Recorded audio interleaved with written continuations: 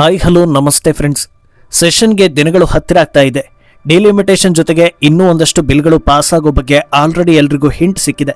ಅದರಲ್ಲಿ ಅತ್ಯಂತ ಪ್ರಮುಖ FCRA ಬಿಲ್ ಕೂಡ ಒಂದು ಅನ್ನೋದು ಹಲವು ದಿನಗಳಿಂದ ಚರ್ಚೆ ಆಗ್ತಾನೆ ಇದೆ. ಈಗ FCRA ಅಮೆಂಡ್ಮೆಂಟ್ ಬಿಲ್ಗೆ ಅಪೋಸ್ ಮಾಡ್ತೀವಿ ಅಂತ ಕಾಂಗ್ರೆಸ್ ಅಧಿಕೃತ ಹೇಳಿಕೆಯನ್ನ ಕೊಟ್ಟಿದೆ. ಈ ಕುರಿತಂತೆ ಕೈ ವಕ್ತಾರರು ಪ್ರೆಸ್ ಮೀಟ್ ಮಾಡಿದ್ದಾರೆ. ಆದರೆ ಈ ನಿರ್ಧಾರ ಹೊರಬೀಳ್ತಾ ಇದ್ದಂತೆ ರಾಹುಲ್ ಸೀಕ್ರೆಟ್ ವಿದೇಶ ಯಾತ್ರೆ ವಿಚಾರಕ್ಕೆ ಇದು ಲಿಂಕ್ ಆಗ್ತಾ ಇದೆ. ಈ ಹಿಂದೆ ವಿದೇಶಗಳಿಂದ ಬಂದಿದ್ದ ಒಂದು ಹೇಳಿಕೆ ಹಾಗೂ ಈ ಟೈಮ್ನಲ್ಲಿ ಸೀಕ್ರೆಟ್ ಟ್ರಿಪ್ ನೋಡಿ FCRA ತಡೆಯೋದಕ್ಕೆ ಏನಾದರೂ ಪ್ಲಾನ್ ನಡೆದಿದೆಯಾ ಅನ್ನೋ ರೀತಿಯ ಚರ್ಚೆ ಶುರುವಾಗಿದೆ. ಇದರ ಜೊತೆಗೆ FCRA ಅಮೆಂಡ್ಮೆಂಟ್ ಭಾರತಕ್ಕೆ ಯಾಕೆ ಮುಖ್ಯ ಅನ್ನೋದರ ಡೀಟೇಲ್ಸ್ ಕೂಡ ಕೊಡ್ತೀವಿ. ನೀವು ಮಿನಿಟ್ ಮೇಡ್ ಚಾನಲ್ ಅನ್ನು ಫಾಲೋ ಮಾಡಿ ಸಬ್ಸ್ಕ್ರೈಬ್ ಮಾಡ್ಕೊಳ್ಳಿ. ಅದೆಷ್ಟೇ ಸರ್ಕಸ್ ಮಾಡಿದರೂ ಭಾರತದ ಒಳಗೆ ನಡೆಯೋ ಗಲಭೆ, ಹಿಂಸಾಚಾರ, ವ್ಯವಸ್ಥಿತ ದಾಳಿಗಳನ್ನ ತಪ್ಪಿಸೋದಕ್ಕೆ ಆಗ್ತಾ ಇಲ್ವಲ್ಲ. ಮೋದಿ ಬಂದ್ರು ಅಷ್ಟೇ, ಯಾರು ಬಂದ್ರು ಅಷ್ಟೇ, ನಮ್ಮ ದೇಶದ ಹಣೆಬರಹ ಇಷ್ಟೇ ಅನ್ನೋ ರೀತಿ ಹಲವರು ಮಾತಾಡಿ ರೂಢಿಯಾಗಿದೆ. ಆದ್ರೆ ಸರಿಯಾಗಿ ಶ್ರಮವನ್ನ ಹಾಕಿ ಕ್ರಮವನ್ನ ಕೈಗೊಂಡ್ರೆ ಯಾವುದು ಕಷ್ಟ ಅಲ್ಲ ಅನ್ನೋ ರೀತಿ ಮುನ್ನುಗ್ತಾ ಇರೋ ಮೋದಿ ಸರ್ಕಾರ ದಿಢೀರಂತ ದೇಶದ ಒಳಗೆ ನಡೆಯೋ ವ್ಯವಸ್ಥಿತ ಗಲಭೆ ಹಾಗೂ ಹಿಂಸಾಚಾರ ನಡೆಸೋದಕ್ಕೆ ಪ್ಲಾನ್ ಮಾಡ್ತಾ ಇರೋದು ಯಾರು, ಬೆಂಬಲ ಕೊಡ್ತಾ ಇರೋದು ಯಾರು, ಹಣ ಎಲ್ಲಿಂದ ಬರ್ತಾ ಇದೆ ಅಂತ ಚಿತ್ತವನ್ನ ನೆಟ್ರು.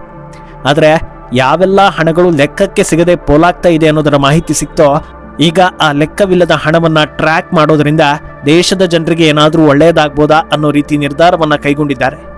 ಆದರೆ ಕಾಂಗ್ರೆಸ್ ಕಡೆಯಿಂದ ಅದಕ್ಕೆ ಅಪಸ್ವರ ಬರ್ತಾ ಇದೆ. ಅದೇ FCRA ಅಮೆಂಡ್ಮೆಂಟ್ ಬಿಲ್. ಕೆಲ ತಿಂಗಳುಗಳ ಹಿಂದೆ ಈ ಬಿಲ್ ಅಮೆಂಡ್ ಆಗ್ತಾ ಇದೆ ಅಂದಾಗಲೇ ವಿಪಕ್ಷಗಳು ದನಿ ಏರಿಸಿದ್ವು. ಫಾರಿನ್ ಫಂಡ್ ಮೇಲೆ ರಿಸ್ಟ್ರಿಕ್ಷನ್ಸ್ ಹಾಕಿದ್ರೆ ನಮಗೆ ಸೇವೆ ಮಾಡೋದಕ್ಕೆ ಬಹಳ ಕಷ್ಟ ಆಗುತ್ತೆ ಅಂತ ಮಿಷನರಿಗಳು ಹಾಗೂ ಕೇರಳ ಮೂಲದ ಬಿಷಪ್ಗಳು ಕೂಡ ದನಿ ಏರಿಸಿದ್ರು. ಕೆಲವೇ ದಿನಗಳ ಹಿಂದೆ ಬಿಷಪ್ಗಳ ಟೀಮ್ ಒಂದು ಗೃಹ ಸಚಿವ ಅಮಿತ್ ಶಾರನ್ನ ಭೇಟಿ ಕೂಡ ಮಾಡಿ ಮನವಿಯನ್ನ ಸಲ್ಲಿಸಿದ್ದಾರೆ. ಆದರೆ ಈವರೆಗೆ ಬಂದಿರೋ ಮಾಹಿತಿಗಳ ಪ್ರಕಾರ ಸೇವೆ ಮಾಡೋದಕ್ಕೆ ಯಾವುದೇ ಅಡ್ಡಿ ಕೇಂದ್ರ ಸರ್ಕಾರದ ಕಡೆಯಿಂದ ಆಗ್ತಾ ಇಲ್ಲ. ಎಲ್ಲರೂ ಅವರವರ ಸೇವೆಗಳನ್ನ ಧಾರಾಳವಾಗಿ ಮಾಡಬಹುದು. ಆದರೆ ಸೇವೆ ಅನ್ನೋ ಹೆಸರಲ್ಲಿ ಬೇರೆ ಏನಾದರೂ ಇಲ್ಲಿಗಲ್ ಆಕ್ಟಿವಿಟಿ ಅಂದ್ರೆ ಮತಾಂತರ, ಟೆರರ್ ಫಂಡ್ ಇಂಥದ್ದೇನಾದರೂ ಆಗುತ್ತೆ ಅಂದ್ರೆ ಅದಕ್ಕೆ ತಡೆ ಹಾಕೋದಷ್ಟೇ ನಮ್ಮ ಕೆಲಸ ಅಂತ ಕೇಂದ್ರ ಸರ್ಕಾರ ಹೇಳಿದೆ. ಆದರೆ ಈಗ ನಾವು ಯಾವುದೇ ಕಾರಣಕ್ಕೂ FCRA ಅಮೆಂಡ್ಮೆಂಟ್ ಬಿಲ್ ಪಾಸ್ ಆಗೋದಕ್ಕೆ ಬಿಡೋದಿಲ್ಲ ಅಂತ ಕಾಂಗ್ರೆಸ್ ಸ್ಟೇಟ್ಮೆಂಟ್ ಕೊಟ್ಟಿದೆ. ಸರಿ, ಇದು ಹೇಗೆ ರಾಹುಲ್ ಫಾರಿನ್ ಟ್ರಿಪ್ಗೆ ಲಿಂಕ್ ಆಗ್ತಾ ಇದೆ ಅನ್ನೋ ಪ್ರಶ್ನೆಗೆ ಪುಷ್ಟಿ ಕೊಡೋ ವಿಚಾರ ಒಂದಿದೆ. ಕೆಲ ದಿನಗಳ ಹಿಂದೆ ಭಾರತದ FCRA ಕುರಿತಂತೆ ಅಮೆರಿಕ ಕಡೆಯಿಂದ ಒಂದು ಸ್ಟೇಟ್ಮೆಂಟ್ ಬಂದಿತ್ತು. ಅದೇನು ಅಂದ್ರೆ FCRA ಬಿಲ್ನಿಂದ ಸಮಸ್ಯೆ ಇದೆಯಂತೆ, ಅದನ್ನ ತಡೆಯಿರಿ ಅಂತ ಅಭಿಪ್ರಾಯವನ್ನ ಹೇಳ್ಕೊಂಡಿತ್ತು. ಗಮನಿಸಬೇಕಾದ ಅಂಶ ಅಂದ್ರೆ ನಮ್ಮಲ್ಲಿ ಆಡಳಿತ ಪಕ್ಷ ಒಂದು ರೀತಿ ಯೋಚಿಸಿದ್ರೆ ವಿಪಕ್ಷಗಳು ಇನ್ನೊಂದು ರೀತಿಯ ಹೇಳಿಕೆ ಕೊಟ್ಟು ಒಬ್ಬರಿಗೊಬ್ಬರಿಗೆ ಸಾಮ್ಯತೆಯೇ ಇಲ್ಲ ಅನ್ನೋ ರೀತಿ ನಡೆದುಕೊಳ್ಳುತ್ತವೆ.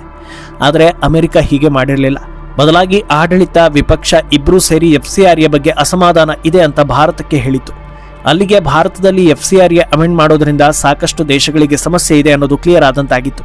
ಪ್ರತಿ ಸಲ ವಿದೇಶಕ್ಕೆ ಹೋದಾಗಲೂ ಒಂದೊಂದು ಪ್ಲಾನ್ ಮೂಲಕ ರಾಹುಲ್ ಬರ್ತಾರೆ ಅನ್ನೋ ಆರೋಪ ಇರೋದ್ರಿಂದ ಈ ಬಾರಿಯ ವಿಸಿಟ್ FCRA ತಡೆಗೆ ಪ್ಲಾನ್ ಆಗಿತ್ತಾ ಅನ್ನೋ ರೀತಿಯ ಅನುಮಾನ ಜನರಲ್ಲಿ ಶುರುವಾಗಿದೆ. ಏನು ಇಷ್ಟೆಲ್ಲ ಹೇಳ್ತಾ ಇರೋ ಆ FCRA ಅಂದ್ರೆ ಏನು, ಯಾಕೆ ಇದು ದೇಶಕ್ಕೆ ಮುಖ್ಯ ಅನ್ನೋದು ಕೂಡ ವಿವರಿಸ್ತಾ ಹೋಗ್ತೀನಿ. FCRA ಅಂದ್ರೆ ಫಾರಿನ್ ಕಾಂಟ್ರಿಬ್ಯೂಷನ್ ರೆಗ್ಯುಲೇಷನ್ ಆಕ್ಟ್ 2010. ಇದರ ಅಡಿಯಲ್ಲಿ ಭಾರತದಲ್ಲಿ ಸೇವೆ ಹೆಸರಲ್ಲಿ ನಡೀತಾ ಇರೋ ಕ್ರಿಶ್ಚಿಯನ್ ಅಥವಾ ಅಲ್ಪಸಂಖ್ಯಾತ ಶಾಲೆ, ಆಸ್ಪತ್ರೆ ಸೇರಿ ಇನ್ನಿತರೆ ಸಂಸ್ಥೆಗಳಿಗೆ ಆರಾಮಾಗಿ ಫಂಡ್ಗಳನ್ನ ಕಳಿಸಬಹುದು, ಅವರು ಪಡೆದುಕೊಳ್ಳಬಹುದು. ಈಗ ಇದನ್ನ ಅಮೆಂಡ್ ಮಾಡೋದಕ್ಕೆ ಸರ್ಕಾರ ಮುಂದಾಗಿದೆ. ಯಾಕೆ ಈ ಬಿಲ್ ಅಮೆಂಡ್ ಮಾಡಿ ಜಾರಿಗೊಳಿಸೋದಕ್ಕೆ ಹೋಗ್ತಾ ಇದ್ದಾರೆ ಅಂತ ನೋಡಿದ್ರೆ, ಫಾರಿನ್ ಫಂಡ್ಗಳು ಇಲ್ಲಿಗಲ್ ಆಕ್ಟಿವಿಟಿಗಳಿಗೆ, ದೇಶ ವಿರೋಧಿ ಚಟುವಟಿಕೆಗಳಿಗೆ, ಮತಾಂತರಕ್ಕೆ ಬಳಕೆ ಆಗ್ತಾ ಇದೆ ಅನ್ನೋ ಬಲವಾದ ಆರೋಪ. ಆದ್ರಿಂದ ಈ ಫಂಡ್ಗಳನ್ನ ಮಾನಿಟರ್ ಮಾಡ್ತೀವಿ ಅನ್ನೋದನ್ನಷ್ಟೇ ಕೇಂದ್ರ ಸರ್ಕಾರ ಹೇಳ್ತಾ ಇರೋದು. NGOಗಳಿಂದ ಫಂಡ್ ಪಡಿಬೇಕು ಅಂದ್ರೆ ಆಯಾ ಸಂಸ್ಥೆಗಳು FCRA ಲೈಸೆನ್ಸ್ ಅನ್ನ ಹೊಂದಿರಬೇಕು. ಒಂದು ವೇಳೆ ಆ ಲೈಸೆನ್ಸ್ ಮುಗೀತು ಅಂದ್ರೆ ಅದನ್ನ ಮಾನಿಟರ್ ಮಾಡಲೇಬೇಕಲ್ವಾ. ಸದ್ಯ ಲೈಸೆನ್ಸ್ ಮುಗಿದರೂ ಫಂಡ್ ಪಡೆಯೋದು ಗಮನಕ್ಕೆ ಬರ್ತಾ ಇರೋದ್ರಿಂದ ಈಗ ಇರೋ ಬಿಲ್ ಅನ್ನ ಅಮೆಂಡ್ ಮಾಡಿ ಲೈಸೆನ್ಸ್ ಅವಧಿ ಮುಗಿತಾ ಇದ್ದ ಹಾಗೆ ಸರೆಂಡರ್ ಆಗುವ ಹಾಗೆ ಅಥವಾ ಎಕ್ಸ್ಪೈರ್ ಆಗುವಂತೆ ಮಾಡ್ತೀವಿ ಅಂತ ಅಕೌಂಟ್ಗಳ ಮೇಲೆ ಪರ್ಮನೆಂಟ್ ಹೋಲ್ಡಿಂಗ್ ಮಾಡಲಾಗುತ್ತೆ ಅನ್ನೋದನ್ನ ಸರ್ಕಾರ ಹೇಳ್ತಾ ಇದೆ. ಆದ್ರೆ ಎಲ್ಲೂ ಕೂಡ ಫಾರಿನ್ ಫಂಡ್ಗಳು ಬರಬಾರದು, ಕಂಪ್ಲೀಟ್ ಆಗಿ ತಡೆ ಹಾಕಲಾಗುತ್ತೆ ಅನ್ನೋದನ್ನ ಹೇಳಿಲ್ಲ. ಆದ್ರೂ ಕೂಡ ಎಲ್ರಿಗೂ ಭಯವಾಗ್ತಾ ಇದೆ. ಅಂದ್ರೆ ಈ ವಿಚಾರ ಭಾರತೀಯರಿಗೂ ಭಯ ಆಗುವ ಹಾಗೆ ಮಾಡ್ತಾ ಇದೆ. ಯಾಕೆ ಇದು ಅಗತ್ಯ ಇತ್ತು ಅನ್ನೋದು ಆಲ್ರೆಡಿ ನಿಮ್ಮ ಅಂದಾಜಿಗೆ ಬಂದಿರಬಹುದು. ಇನ್ನೂ ಬಿಡಿಸಿ ಹೇಳೋದಾದ್ರೆ, ಕೆಲ ತಿಂಗಳುಗಳ ಹಿಂದೆ ಭಾರಿ ಎಜುಕೇಟೆಡ್ ಡಾಕ್ಟರ್ಗಳೆಲ್ಲ ಬಾಂಬ್ ತಯಾರಿಸ್ತಾ ಇದ್ದಿದ್ದು ಹಾಗೆ ಇನ್ನಿತರ ವಿಧ್ವಂಸಕ ಕೃತ್ಯಕ್ಕೆ ಪ್ಲಾನ್ ಮಾಡುವಾಗ ಸಿಕ್ಕಿಬಿದ್ರು. ಇವರನ್ನ ಹಿಡಿಯದೇ ಇದ್ದಿದ್ರೆ ಸಾವಿರಾರು ಜನರನ್ನ ಕೊಲ್ಲೋ ಕೆಲಸ ಇವರ ಕಡೆಯಿಂದ ಆಗ್ತಾ ಇತ್ತು. ಒಂದು ವೇಳೆ ಇವರು ಸಿಕ್ಕಿ ಬೀಳದೆ ಬ್ಲಾಸ್ಟ್ ಆಗಿ ಅನಾಹುತ ಆಗಿತ್ತು ಅಂದ್ರೆ ನಮ್ಮ ದೇಶದ ಬುದ್ಧಿವಂತರು ಮೋದಿ ಏನು ಮಾಡ್ತಾ ಇದ್ದಾರೆ, ಸೆಕ್ಯೂರಿಟಿ ಲ್ಯಾಬ್ಸ್ ಹೇಗಾಯ್ತು ಅಂತ ಪ್ರಶ್ನೆ ಮಾಡ್ತಾರೆ. ಆದರೆ ದೇಶದ ಒಳಗೆ ಇಂಥ ಗನಂದಾರಿ ಕೆಲಸ ಮಾಡುವವರನ್ನ ಹುಡುಕೋದು ಕಷ್ಟ ಅನ್ನೋದನ್ನ ಅರ್ಥ ಮಾಡ್ಕೊಳ್ಳೋದಿಲ್ಲ. ಒಬ್ಬ ವ್ಯಕ್ತಿ ಮಾಡೋ ಕೆಲಸವನ್ನ ಬಿಟ್ಟು ಬಾಂಬ್ ತಯಾರಿಸ್ತಾನೆ ಅಂದ್ರೆ ಆತನಿಗೆ ದಿನನಿತ್ಯ ಜೀವನ ನಡೆಸೋದಕ್ಕೆ, ತಿನ್ನೋದಕ್ಕೆ, ತಂಗೋದಕ್ಕೆ ಸಂಬಳ ಎಲ್ಲಿಂದ ಬರುತ್ತೆ? ಯಾರಾದರೂ ಒಬ್ರು ಫಂಡ್ ಮಾಡಲೇಬೇಕಲ್ವಾ? ಅದು ಯಾರು, ಯಾವ ಹಣ ಇಂಥ ಕೆಲಸಗಳಿಗೆ ಬಳಕೆ ಆಗ್ತಾ ಇದೆ ಅನ್ನೋದು ಪತ್ತೆ ಆಗಬೇಕು ಅಂದ್ರೆ ಫಾರಿನ್ ಫಂಡ್ಗಳನ್ನು ಮಾನಿಟರ್ ಮಾಡೋ ಕೆಲಸ ಆಗಬೇಕು. ಇನ್ನು ಒಂದಷ್ಟು ಜನರು ನಿರಂತರವಾಗಿ ಮತಾಂತರದಲ್ಲಿ ತೊಡಗಿಕೊಂಡಿದ್ದಾರೆ. ಇತ್ತೀಚೆಗೆ ದೇಶದಲ್ಲಿ ಇಂಥ ಹಲವು ಪ್ರಕರಣಗಳು ಬೆಳಕಿಗೆ ಬರ್ತಾ ಇದ್ದು ಜನರು ಕೂಡ ಜಾಗೃತರಾಗಿ ಅವರನ್ನ ತರಾಟೆಗೆ ತೆಗೆದುಕೊಂಡು ಓಡಿಸ್ತಾ ಇದ್ದಾರೆ. ನಿಯತ್ತಲ್ಲಿ ದುಡಿದು ತಿನ್ನುವವರು ಇಡೀ ತಿಂಗಳು ಕಷ್ಟಪಟ್ಟು ತಿಂಗಳಿಗೆ ಒಂದು ಸಲ ಸಂಬಳ ಪಡೆದು ನೆಮ್ಮದಿಯ ಜೀವನವನ್ನ ಸಾಗಿಸ್ತಾ ಇದ್ದಾರೆ. ಆದರೆ ದಿನವಿಡೀ ಇದೇ ರೀತಿ ಮತಾಂತರ ಮಾಡೋದಕ್ಕೆ ಟೈಮ್ ಸಿಗುತ್ತೆ ಅಂದ್ರೆ ಇವರಿಗೆ ತಿನ್ನೋದಕ್ಕೆ, ತಂಗೋದಕ್ಕೆ, ಓಡಾಡೋದಕ್ಕೆ ಹಣ ಕೊಡೋರು ಯಾರು? ಯಾರಾದರೂ ಒಬ್ರು ಇರಲೇಬೇಕಲ್ವಾ? ಸೇವೆಗೋಸ್ಕರ ಹಣ ಬಂತು ಅಂದ್ರೆ ಅದು ಸ್ವಾಗತಾರ್ಹ. ಸೇವೆ ಹೆಸರಲ್ಲಿ ಇಂಥ ಕೆಲಸಗಳು ಆಗುತ್ತೆ ಅಂದ್ರೆ ಅದನ್ನ ಯಾರಾದರೂ ತಡಿಬೇಕಲ್ವಾ? ಅದು ಕೇಂದ್ರ ಸರ್ಕಾರದ ಜವಾಬ್ದಾರಿ ಅಲ್ವಾ? ಅದೇ ಕಾರಣಕ್ಕೆ ಫಂಡ್ಗಳನ್ನು ಮಾನಿಟರ್ ಮಾಡೋದಕ್ಕೆ ಈ ಅಮೆಂಡ್ಮೆಂಟ್ ಅಗತ್ಯ ಅಂತ ಕೇಂದ್ರ ಸರ್ಕಾರ ಹೇಳ್ತಾ ಇರೋದು. ಈ ಬಿಲ್ ಉದ್ದೇಶ ಏನು ಅಂತ ಗೊತ್ತಾದ್ಮೇಲೆ ಭಾರತೀಯರು ಇದನ್ನ ಸರಿ ಅಂತ ಒಪ್ಕೊಂಡಿದ್ದಾರೆ. ಆದರೆ ಕಾಂಗ್ರೆಸ್ ಹಾಗೂ ವಿಪಕ್ಷಗಳು ಮಾತ್ರ ಅಲ್ಪಸಂಖ್ಯಾತರನ್ನ ಟಾರ್ಗೆಟ್ ಮಾಡ್ತಾ ಇರೋದು, ಅವರ ಹಕ್ಕುಗಳಿಗೆ ಧಕ್ಕೆ ತರಿಸೋ ಕೆಲಸ ಅಂತ ಬೊಟ್ಟು ಮಾಡ್ತಾ ಇವೆ. ಆದರೆ ಭಾರತೀಯರು ಈ ಅಮೆಂಡ್ಮೆಂಟ್ ಬಗ್ಗೆ ಅರ್ಥ ಮಾಡಿಕೊಂಡ ಬಳಿಕ ಒಂದಷ್ಟು ವಿಚಾರಗಳನ್ನು ಹೇಳ್ತಾ ಇದ್ದಾರೆ. ಅದೇನಂದ್ರೆ ಫಾರಿನ್ ಫಂಡ್ಗಳನ್ನು ಸರ್ಕಾರ ಮಾನಿಟರ್ ಮಾಡೋದಕ್ಕೆ ಇಷ್ಟೊಂದು ವಿರೋಧ ಬರುತ್ತೆ ಅನ್ನೋದಾದ್ರೆ ಅದ್ಯಾವ ನೈತಿಕತೆ ಇಟ್ಕೊಂಡು ಇವರೆಲ್ಲ ದೇವಸ್ಥಾನ ಸರ್ಕಾರದ ಅಧೀನದಲ್ಲಿ ಬರಬೇಕು ಅಂತ ಹೇಳ್ತಾರೆ ಅನ್ನೋದು. ಸಾಮಾನ್ಯವಾಗಿ ನಿಜವಾದ ಜಾತ್ಯತೀತತೆಯಿಂದ ಆಲೋಚಿಸುವವರು ಒಂದೇ ರೀತಿಯಲ್ಲಿ ಎಲ್ಲರನ್ನೂ ಕೂಡ ಒಂದೇ ರೀತಿಯ ನ್ಯಾಯದ ಬಗ್ಗೆ ಯೋಚಿಸ್ತಾರೆ.